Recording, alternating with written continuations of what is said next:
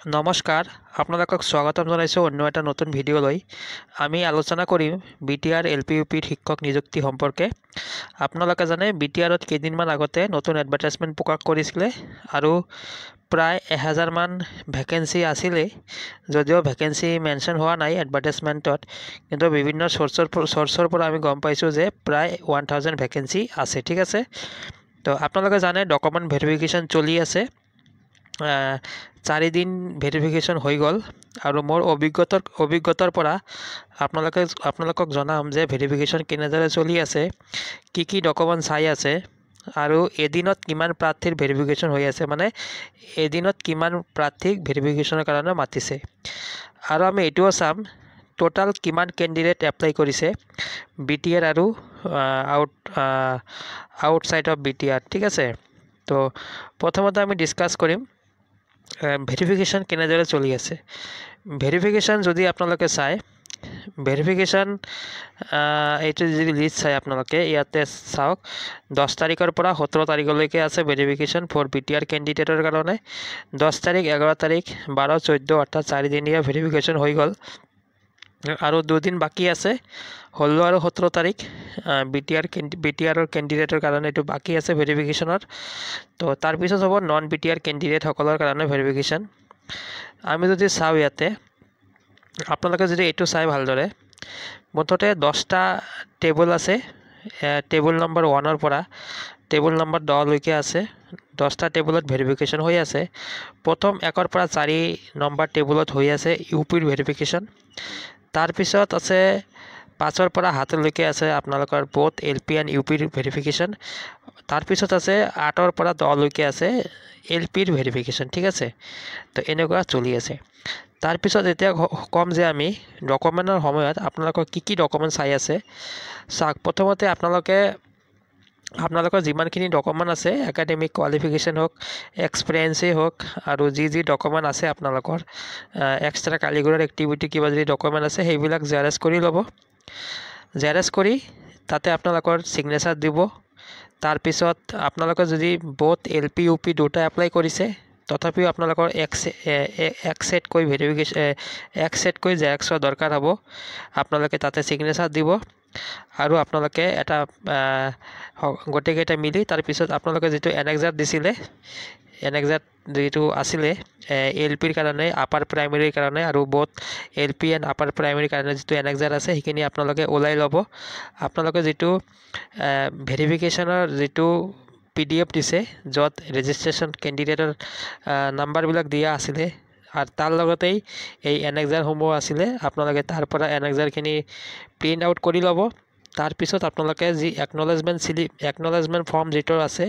আপোনালোকে এপ্লাই কৰাৰ সময়ত যেটো এপ্লিকেশ্যন ফৰ্ম বুলিও কয় এইখিনি ল'ব এইখিনি লৈ আৰু আপোনালোকৰ ডকুমেন্ট বিলাক লৈ পিন মাৰিব পিন আপ কৰিব তাৰ পিছত আপোনালোকে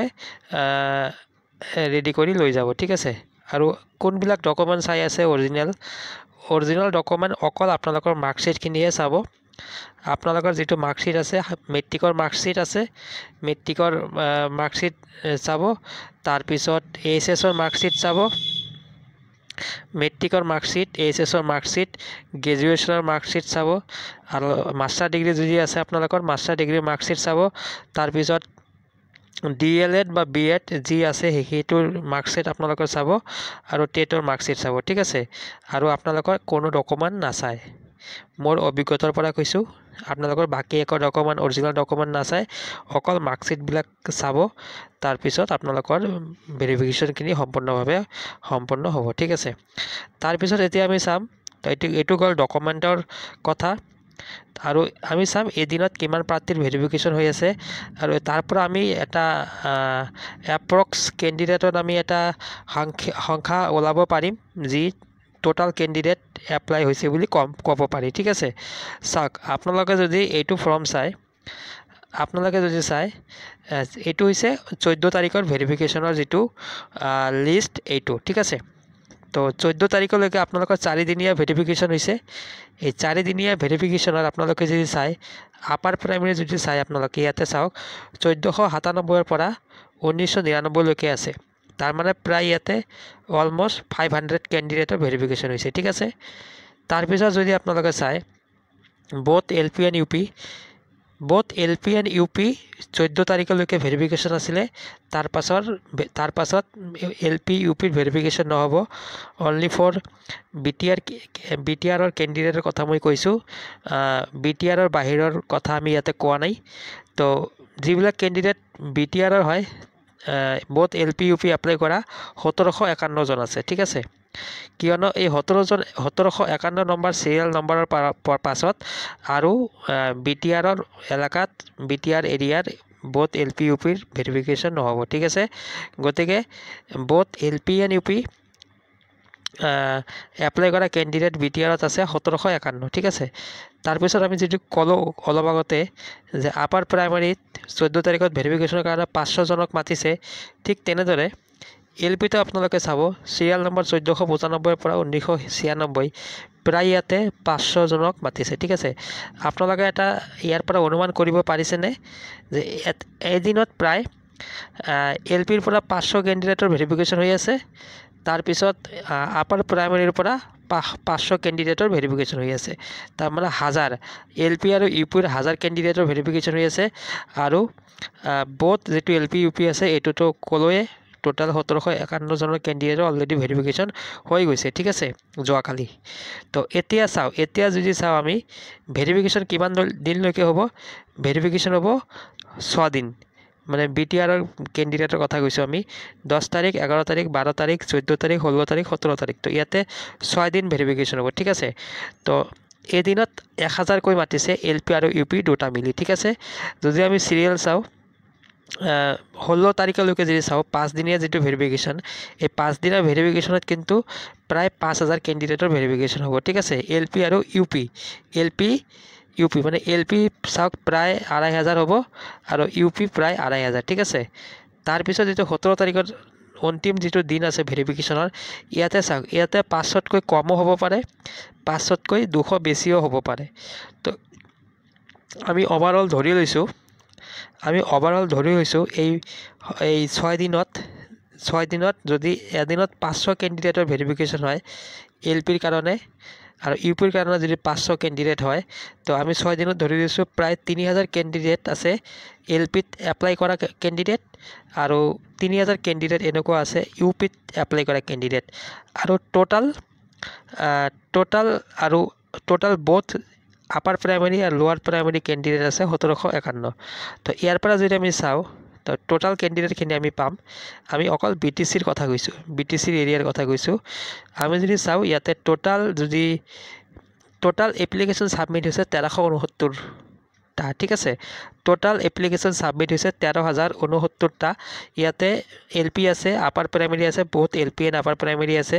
আৰু ইয়াতে BTR আছে নন BTR আছে ঠিক আছে গোটেইখিনি মিলি 1369 টা 13069 টা ইয়াতে এপ্লিকেশ্যন সাবমিট হৈছে ইয়াতে চাওক ইয়াতে কিছুমান ডাবল কৰিছে কোনোবা কিবা ভুলৰ কাৰণে বা কোনোবা এনে কৰি থৈছে ফৰ্মটো ভালদৰে কমপ্লিট কৰা নাই ঠিক আছে এনেকুৱা হ'ব পাৰে তো টোটাল এপ্লিকেশ্যন সাবমিট হৈছে 13069 টা ঠিক আছে তো এতিয়া যদি আমি চাও বহুত LP আৰু UP ত এপ্লাই হৈছে 1751 জন এটো কনফাৰ্ম আছে ঠিক আছে BTR এৰিয়াত 1751 জন LP UP ত বহুত এপ্লাই কৰা কেণ্ডিডেট 1751 টা আছে এটো কনফাৰ্ম ঠিক আছে এটো কাৰেক্ট আছে তাৰ পিছত অনলি LP ত এপ্লাই কৰা মই ধৰি লৈছো 3000 কৈ খুব বেছি 3200 হ'ব পাৰে বা খুব বেছি খুব 2800 হ'ব পাৰে ঠিক আছে 2800 পৰা 3200 ৰ ভিতৰত আছে তো গতিকে আমি 3000 ধৰিছো এটো আমি ধৰিছো BTR এৰিয়া ঠিক আছে ঠিক তেনেদৰে আপাৰ প্ৰাইমাৰীটো আমি ধৰিছো 3000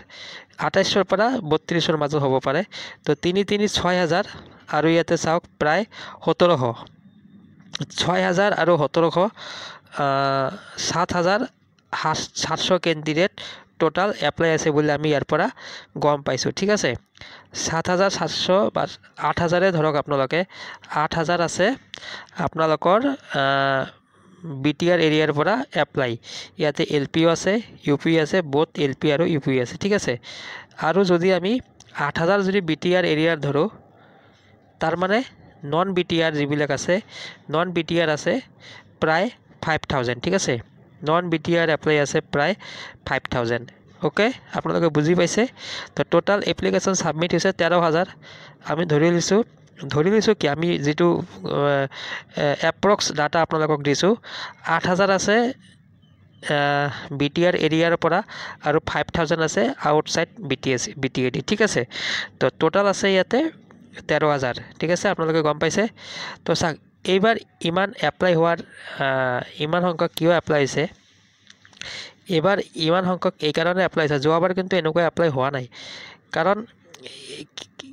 কেইবাটা কাৰণত এবাৰ এপ্লাইটো বেছি হৈছে ঠিক আছে প্ৰথমটো কাৰণ হৈছে সিটেট সকল ইয়াতে এপ্লাই কৰিছে সিটেট সকলে জানে আপোনালোকে বছৰত দুবাৰকৈ সিটেট হয়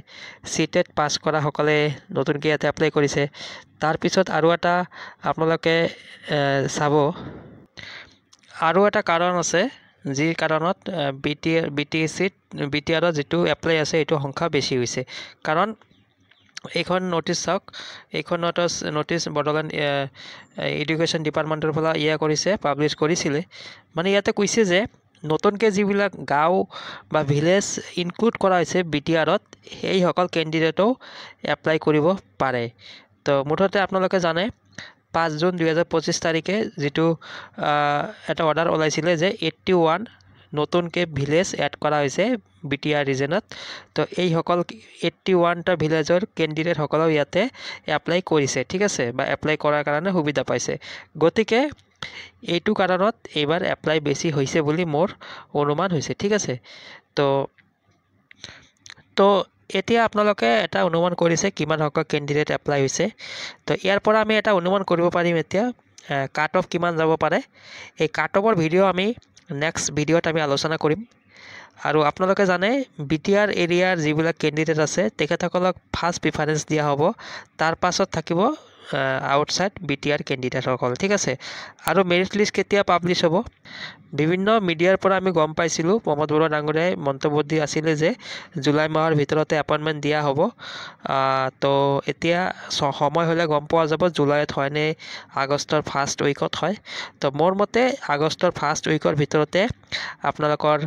এপইন্টমেন্ট দিব আৰু জুলাইৰ লাষ্টৰ সাগে আপোনালোকৰ মেৰিট লিষ্ট পাবলিশ কৰা হ'ব আৰু মেৰিট লিষ্ট পাবলিশ কৰাৰ পাছত 1-2 দিনৰ ভিতৰতে আপোনালোকৰ এপইন্টমেন্ট দিয়া হ'ব ঠিক আছে তো এইখিনি ইনফৰমেশন আমি আপোনালোকক প্ৰভাইড কৰিছো এইখিনি আমি ভিডিও বনাইছিলো আপোনালোকৰ কাৰণে আপোনালোকে যদি মোৰ চেনেলত নতুনকৈ আহিছে তেনেহলে মোৰ চেনেলটো নিশ্চয় সাবস্ক্ৰাইব কৰি দিব আৰু বিভিন্ন শিক্ষক নিযুক্তি হোক বা সৰকাৰি নিযুক্তি সম্পৰ্কে আমি এইটো চেনেলত ভিডিও বনাই থাকো আপোনালোকে সাবস্ক্ৰাইব কৰিব পাৰে ভিডিওটো ইমানতে সামৰিছো আমি ধন্যবাদ থ্যাংক ইউ